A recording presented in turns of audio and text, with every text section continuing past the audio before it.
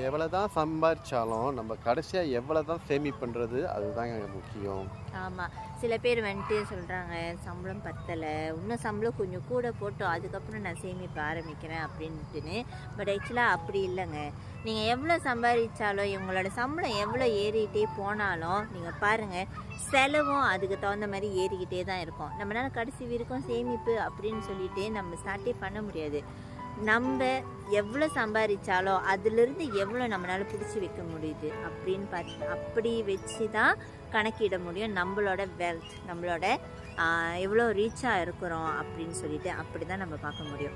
So உங்களோட சம்பளத்தில் இருந்துங்க ஒரு 10% அப்படின்னா கிட்டத்தட்ட உங்களுக்கு 3000 சேலரினா அதுலேருந்து ஒரு 300 வெளி சேமிப்பாக நீங்கள் ஒதுக்கிடுவீங்க. ஸோ அப்படி தான் நம்மளால் வந்துட்டு கொஞ்சம் கொஞ்சமாக பணத்தை பில்டப் பண்ண முடியுங்க. ஸோ இந்த சேமிப்பு பண்ணுற அந்த தொகையை வந்துட்டு நீங்கள் என்ன பண்ணலான்னா கோல்டாக நீங்கள் மாற்றி வைக்கலாம். ஆமாங்க, கோல்டுனா என்ன கோல்டு 916 இல்லைங்க, 999.9ங்க. அதாவது பப்ளிக் கோல்ட்லேருந்து சேமிப்பு பண்ணுறீங்க.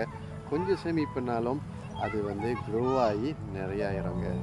ஓகேங்க, இது மேலும் தெரியறதுக்கு நீங்கள் என்ன பண்ணணுன்னா எங்களை ஃபாலோ பண்ணுங்கள், எங்கள் வீடியோலாம் லைக் பண்ணிட்டு ஷேர் பண்ணுங்கள். மேலும் அது